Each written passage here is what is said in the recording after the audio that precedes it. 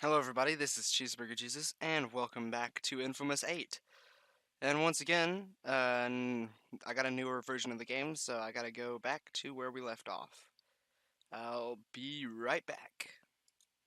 Alright, so here's where we were.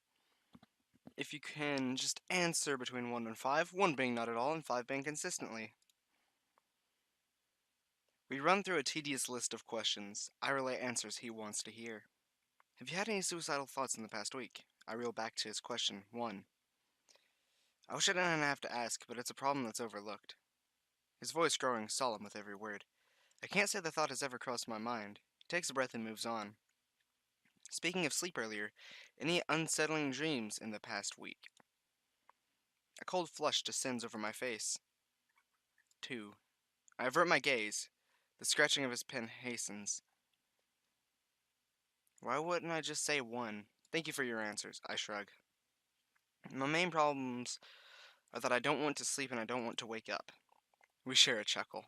Yeah, like the rest of us. His response fuels my smile. I can't pinpoint why. Is that everything? Can I go? You're free to leave.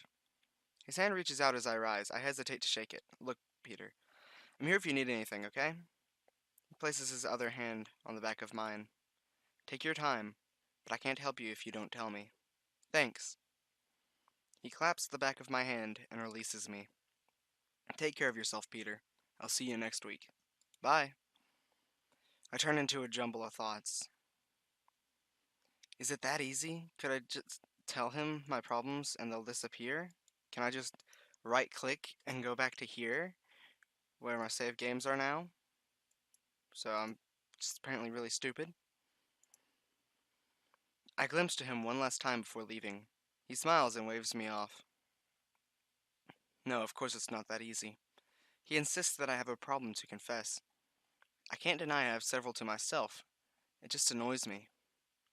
I'm not about to commit suicide, and the fact that he's tried to pry into my life, the thought leaves a slimy weight swinging in my stomach. Just like my uncle, it's only a duty to care for me. I don't know what to think. My weekend started well and ended in disaster. That dream.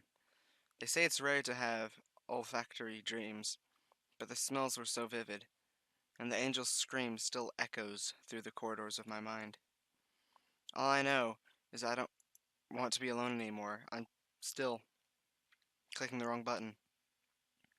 I want to find that feeling of the angel's embrace. A few gentle raps pull me from my daze.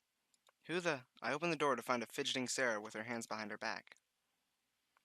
I step out and close the door behind me to hide my accumulating mess. Hey, Sarah. She looks down into her shoes and twists her toe on the floor. Hey, is everything okay? She meets my gaze with a sweet smile. I finished. She pulls her pad from behind her back. It takes me a moment to register. I echo the smile on her lips and latch onto the pad. Her countenance unsure when it leaves her fingertips. It now brings my parents to mind, evoking a sense of melancholy. But the aesthetics are pleasing, every detail perfected. I've always had a thing for space. Wow, really, this is good. Thank you. Have you shown anybody else? No. You should. I'll think about it. I return her pad and she rushes for her room. Wait, Sarah. Hmm? I'll see you around. Bye. I watch her hide behind her door. She approached me.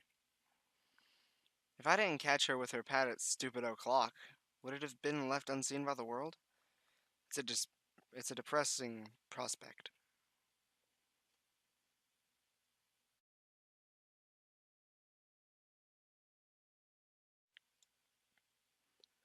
That picture, the passion it portrayed, though I don't understand her reasons, it moved me for my own. What do I want? I've been living a listless life since the accident. I've often wondered who I was back then. I wonder if there's anything left of who I was. Besides memories, what makes a person who they are? Appearance? Thought patterns? Interests? I don't know. Everyone seems to have some kind of goal or a hobby. The more I think about it, the more alienated I feel. My uncle's right about one thing. I can't keep living, no, existing like this. I have a fresh start. I can be whoever I want to be, or remain nobody. It's like I can't resist taking a jab at myself. I should be positive about this. This move has been a forced restart, and not the first, I might add. But sometimes things happen that are out of our control. I guess it's how you react that ultimately decides the outcome. I've been anything but positive up until this point in either case. I have to change. But where do I start? I'm feeling positive today. A good night's sleep can work wonders. Jennifer enters. This time, I wave first. She approaches with a curious smile. Hey, Peter. She searches my expression, clearly discouraged from yesterday. I reassure her with a smile. Hey. I'm met by her grin. You really do look better today. Thanks. Was something wrong? Nah, I'm fine, really. I bet you're not sleeping well again. You need to toughen up. She plants her fist on my shoulder. Ow. I rub my arm, more out of shock than anything. That didn't hurt. I rub harder, grin pulling on my lips. Not sure I'll ever be able to swim again. I tilt my head back in dramatic fashion. I feel stupid at first, but her giggle reassures me. You're such a drama queen. Her features fall solemn. About swimming. Would you come again? She's actually asking me. She looks serious too. Oh no. Oh no, here we go. Here we go. Is the first choice in the game. 6 minutes into the video. So, I don't know. Should I?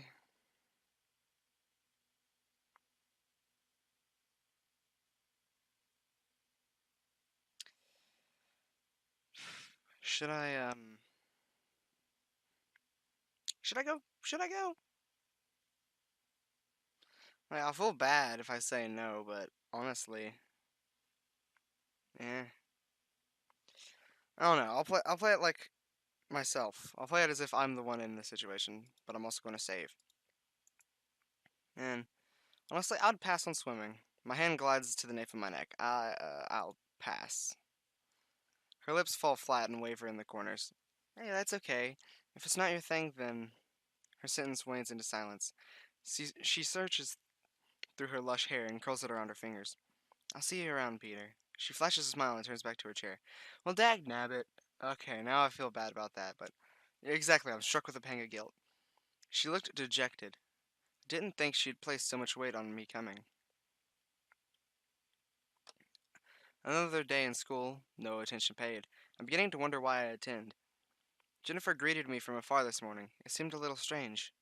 At least she isn't pestering me to swim. It saves me the guilt of saying no. But my stomach lumps with the passing thought. I hope I didn't upset her. What do I do now? Having too much free time isn't good. Nothing to distract me. The mind is the worst enemy when left alone with it for too long. Something I know all too well. I scan over my room, knowing I won't get stuff done. Inevitably, my mind wanders to my parents, Sarah's picture. I wonder what Sarah's doing. She knocked on her. She knocked on off her own. She knocked on. She, she knocked on off her own back to show me that picture. My brain is not comprehending. She knocked on off her own back.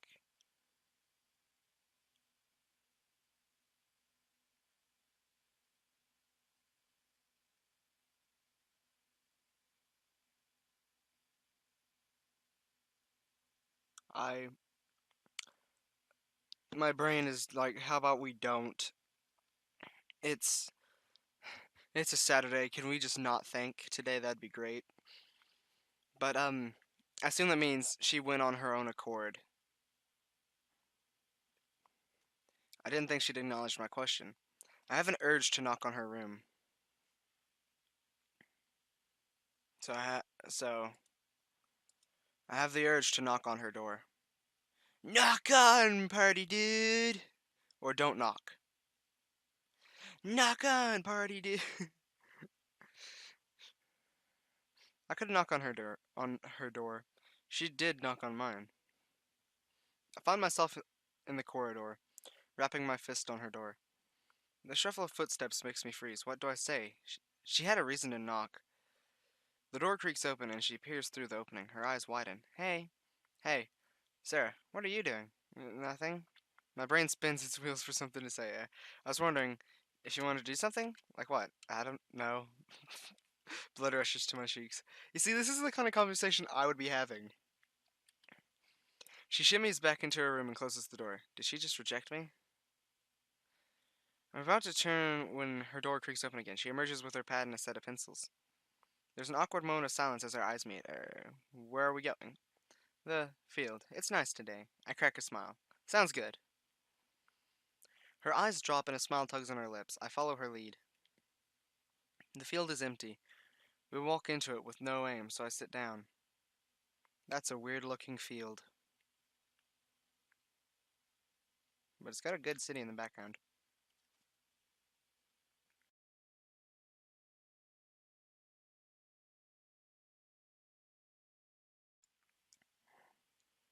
She takes her trainers and socks off and plants herself across from me.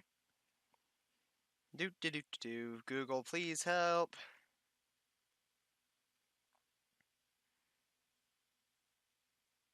Oh, sneakers. I look up trainers and the first thing that pops up are sneakers, so. She takes off her tennis shoes and socks and plants herself across from me. A cool breeze brushes through the grass and meets us. It extracts a satisfying shiver from me. Do you come out here often? Sometimes. I can see why. It's secluded from the main grounds. Would you like? She holds out a spare pad and her spare pad and a piece of paper to rest on it. Thanks. What do you want to draw? I'll just try to draw the buildings and trees in the background. Start with the basic outlines, then, well, you should find what works for you. That's just how I would do it. Thanks, I'll give it a try. I spend half an hour rubbing out and redrawing the outline. And still, my trees look like deformed clouds, my buildings look like squares and spikes, and the dirt patch looks like a pond. I sigh and lie it in front of me. That's not bad. You should start working on the details now. Not bad, it's terrible. I don't know where to start. She flips to a blank page. I watch in anguish as she sketches an outline better than mine in half the time. Like this. She adds lines and dots that accentuate each area. Windows on buildings, grains of dirt on the patch, and branches and foliage on the trees. Thanks, I'll give it a try. It looked so easy, I can't get anything right. I give up on my drawing. I lie back and sieve blades of grass through my fingers. Sunlight rests on my skin like a warm blanket, but a wave of gray clouds approach in my peripheral. It hasn't rained in a while, not since I arrived. Sarah's scratching and the trees sighing leave me lost in thought. I can feel her presence. My usual thought patterns falter with Sarah here beside me. I want to know more. From my sideline view, she's like a surgeon making an incision, every stroke performed with immense concentration and precision. I've seen her once without that sketchbook. Does she have any friends? I've not seen her with anybody. It piques my curiosity to why she's not in the art club. Wouldn't that be a good place to draw and make friends? Is she too shy to join? She peeks up from her pad and catches me staring. Are you okay? Yeah. Finished? No, I was just observing. The landscape, I mean. I feel the need to add. She flusters and delves back into her drawing. I shut my mouth and do the same. I improve it by merging the buildings and trees into darkness. Who needs detail? Rain droplets leave dark spots on the paper, pulling me from the picture. It's spitting. Well, gosh darn rough and rootin' tootin', it's time for a spitting contest down here. So I assume that means it's sprinkling. It's sprinkling. She lifts her attention from her sketch for a moment. A little longer. Goosebumps ascend the back of her neck. Look to the ominous sky and rain starts pelting my face, as if my very gaze conjured its wrath. I hoist myself up with a grunt. I didn't realize how relaxed I was. A curious smell emanates from the patch of ground. What's that smell? Petrichor. It's like the word was plucked from her lips. What's that? She looks up with widening eyes. The smell of rain on soil after a dry period. I like it. Me too. And I like that you know that. A chuckle escapes her lips, and she opts to get ready. We should head in. A fleeting thought strikes me. Should I ask Sarah about the art club?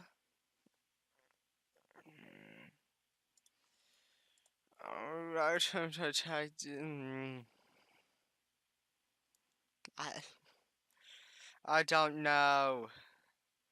I don't know. I had. I'm bad at making. I don't know. I'll.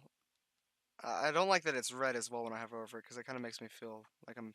Want to ask, hey Sarah, hmm? How come you're not in the club? I'm just not. Her pace picks up. Is it because people will see your art? It's not that. She stops and musters a breath. I had joined before, but was she alone? She's alone now.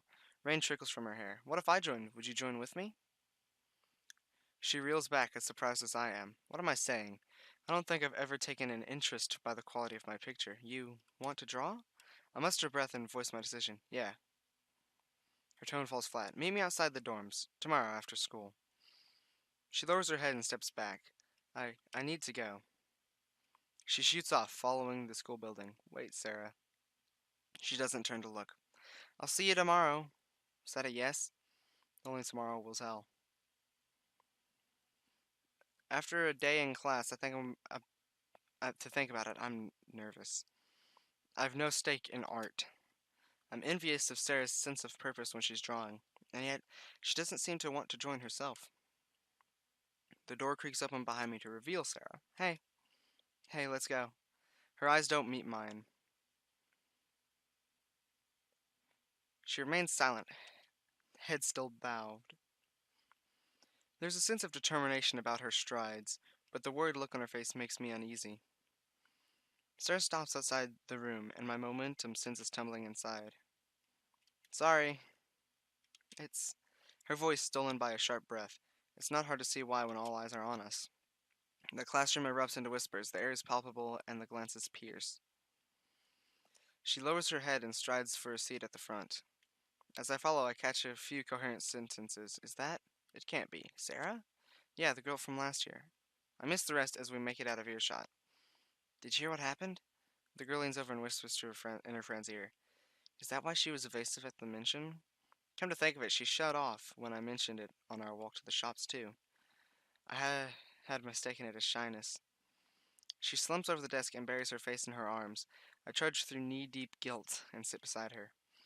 The people sat across from us keep shooting glances, as do the rest of the class. But the din falls into silence. My question's answered when I turn to the doorway, where a lanky, aging man with dark, shaggy hair observes the room. His gaze comes to stop on me and Sarah. I see we have new faces in the class. Are you here to join up, or are you here for a taster? Sarah startles at his voice, so I speak up. Yes, sir, we're here to join. Good, I'm Mr. Thatcher. Can I get your names? His words questioning, but his voice demanding. I'm Peter, and this is. Let the girl speak for herself. You've already answered once for her. His shift gaze. His shift. His gaze shifts to Sarah. Can you address me properly, please? I glimpse around the room, feeling the mounting pressure on Sarah. Shock sweeps across his face as Sarah lifts her head. A smile lightens his stern features. He strides to his desk without a word, and jots what I assume are our names down on the clipboard. He then waltzes to the front of his desk and claps his hands together. Alright then, class, today we are going to do an imaginative exercise. I want you all to draw something that you think represents yourself. This can be something you like or something that is important to you, abstract or concrete. You can use any equipment and style that you like. as this adds to the representation of yourself. We'll be starting our project soon, so take the opportunity to practice now and in the coming weeks. With that said, he sits down and picks out a large stack of paper from his drawer, holding them at different angles and distances as he examines each one. We wait for the class to get up and take their desired equipment before picking out a few pencils. I'm not sure why we have more than one. I just copy Sarah and follow her back to our seats.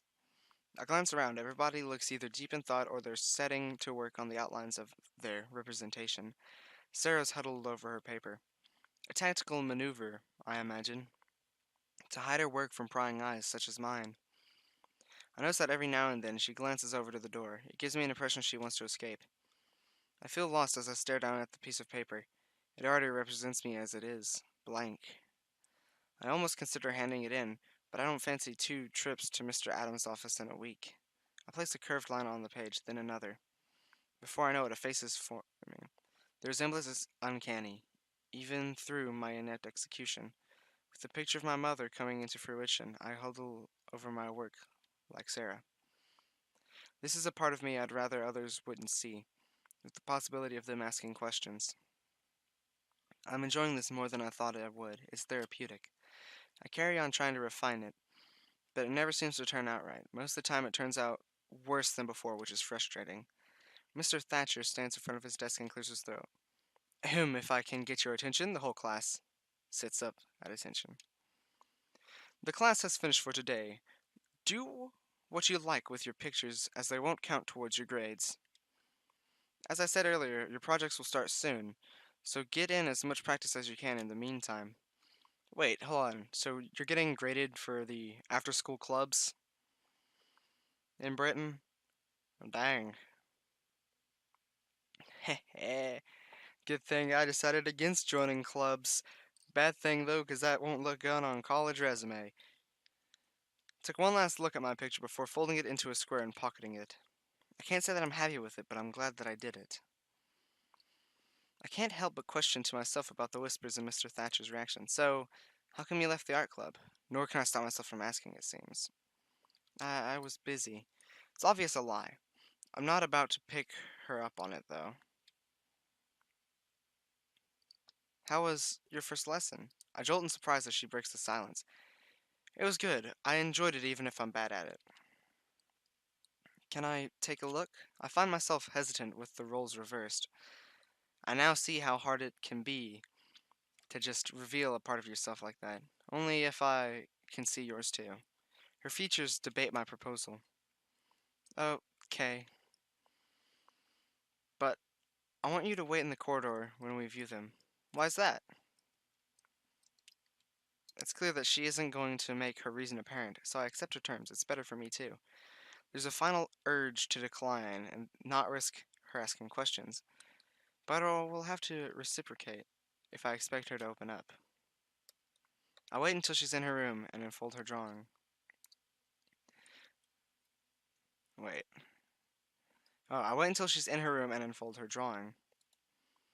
The shading is impeccable, contrasting with thick lines that shape layers of gloomy clouds across the top and the deciduous trees that roam along the edges. A desolate path forms through the middle. The only bit left untouched is a lonesome, unshaded silhouette, standing alone amidst the storm and yet not actually there. A poignant reminder that we're both loners. I can see why art appeals to somebody like Sarah. She can express herself to people without being in their presence. Her door creeps open behind me. She's beautiful, she whispers wistfully. How could you even see that through my awful drawing? It's really not that bad. Yours puts mine to shame. She takes one last look, then we exchange back our papers.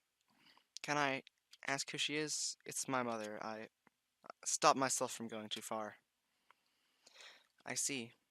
I knew I wasn't ready, yet I still showed it to her. I'll see you around, Sarah. Bye.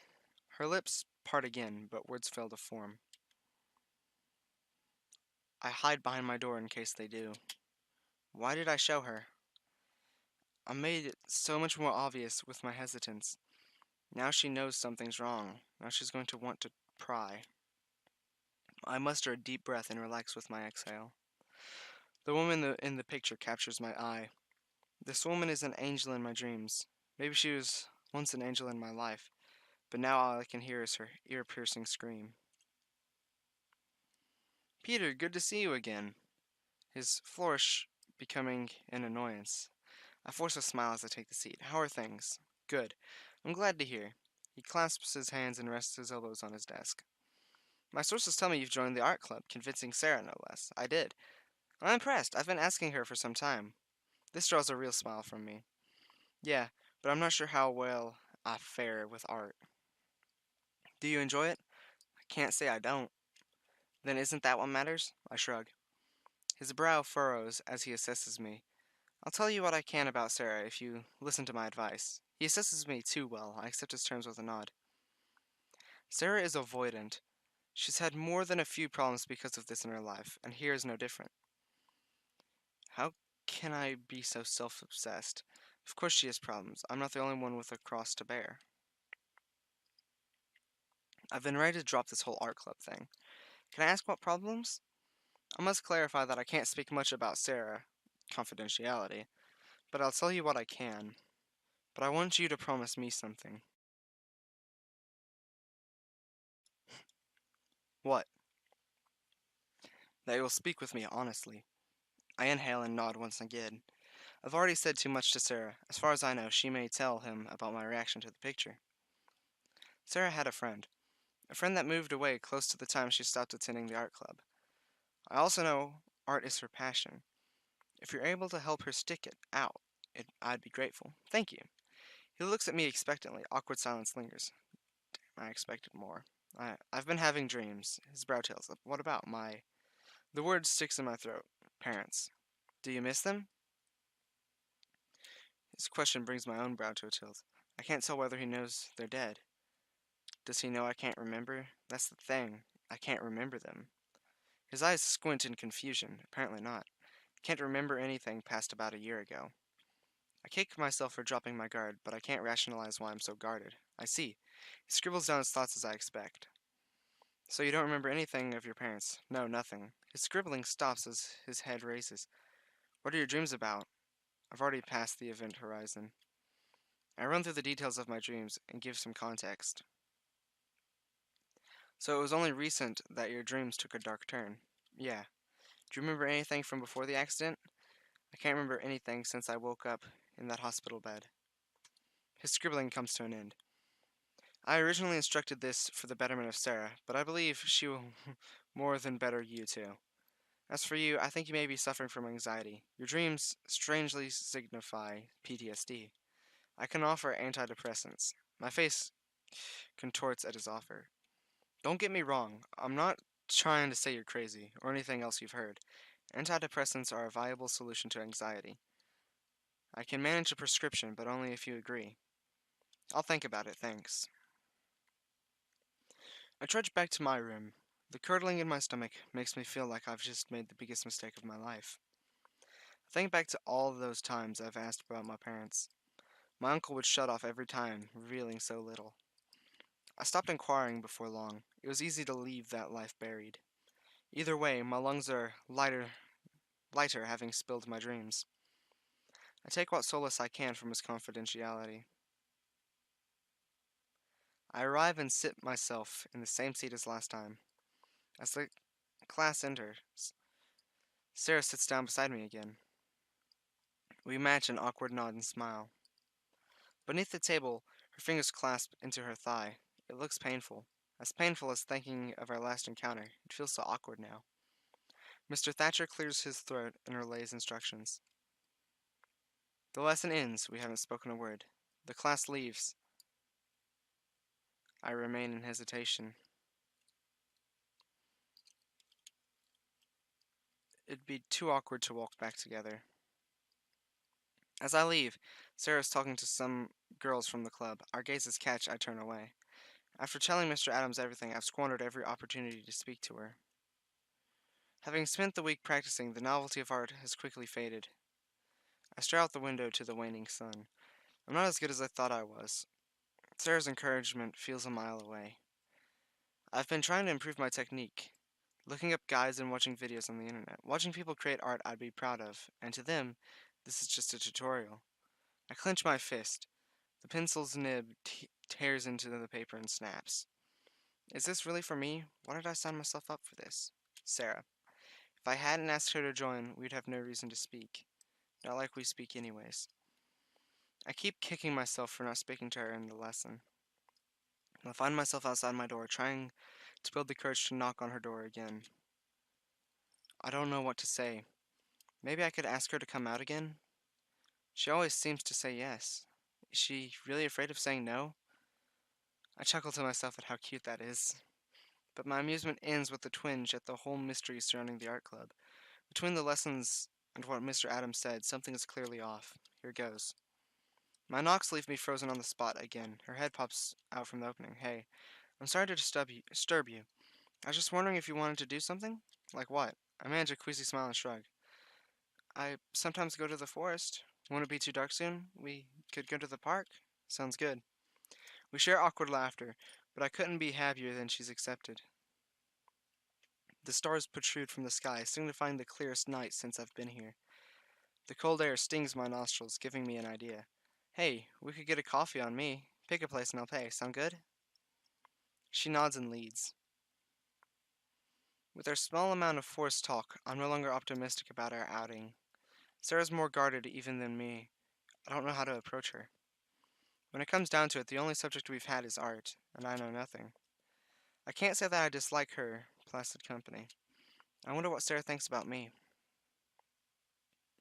But when I look at her, she's lost in her own world. Her lips flicker as her gaze sweeps across the night sky.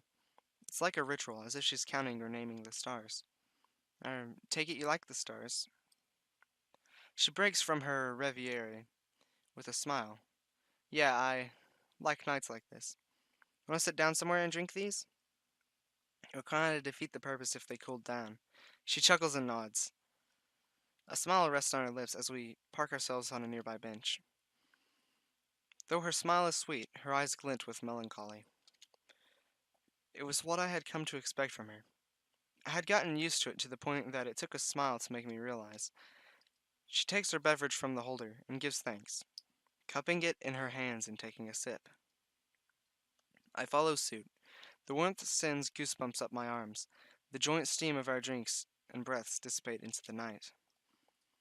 I'd sometimes I'd sometimes to go down to a park near my uncle's house. The stars were prevalent in the countryside. I'd sometimes like to go down to the park. Okay. My words dissipate in the air, as if the breeze blew them away. What? She whispers, trailing off as quickly as she began. What? She takes a deep breath, as if it was the courage to breathe the words. What do you think about when you look at the stars? The question stumps me. I feel like I've been put on the spot, as though it could decide my grade for a test. I realize the truth will suffice. Back then, it was a beautiful night. I stared for hours reflecting on my life, wondering what my place is in all this. Or at least the partial truth, as I wondered why I survived and grieved for nothing in particular. My reality crashed into my consciousness, an empty loss of people I no longer knew, a happiness I'd forgotten, and a loneliness that consumed me. I used to view them from my aunt's back garden. It was one of the places I could be alone. I could lose myself, knowing there was so much more out there. It makes your problems feel insignificant. Her fingers wind around the bench as she gazes into the stars. I wonder if there was other life out there. There could be something looking into its respective night sky, wondering the same thing as me. I chuckle at her far out nebulous thoughts, evoking a blush. That's deep. I wouldn't argue against it. It could be possible. I'm met by an intrigued gaze that wills me to continue. My mind runs dry. Do you think there's other life out there? But it seems she can't contain her inquisitive nature, or I might chuckle. There's an estimated 200 billion galaxies in the observable universe, each containing a billion or so stars. Then consider each star can harbor a multiple A multitude of planets. Her jaw drops as a measure. She takes in the night sky, all renewed. I imagine, as a canvas in her mind, observable universe? Think of it like the horizon, but it's at the point where space is expanding away from us faster than light. How do you know? Let's just say I had the time on my hands to watch more than a few space documentaries.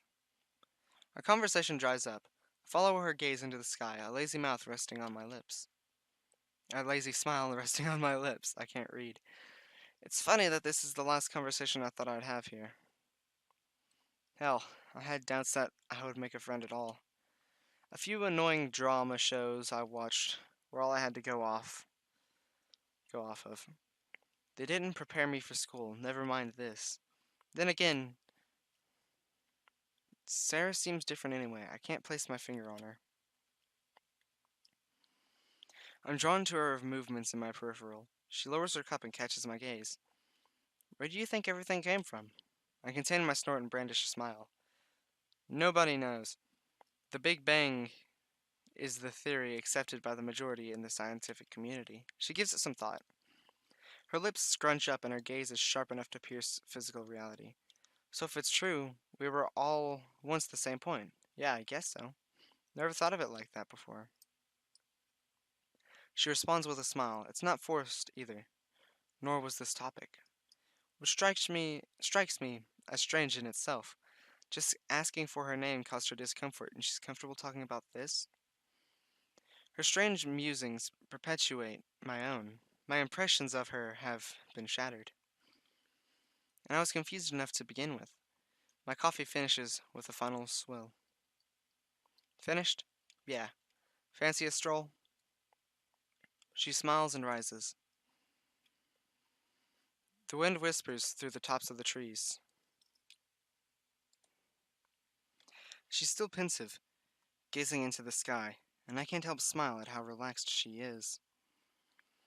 Wouldn't it have been easier for there to have been nothing? I guess not. We're here, aren't we? True. Why does the thought of nothing scare you? Sometimes. Sometimes it comforts me. I think I can agree there. It's satisfying to see her smile, even at relating to a depressing revelation. Should we head back? It's getting late. She answers with a nod. She remains pensive as we make our way back, as am I. As far as my goals go, this was a success, but nothing like I'd imagined it. Peter? Her voice quiet, breaks me from my thoughts. Hmm?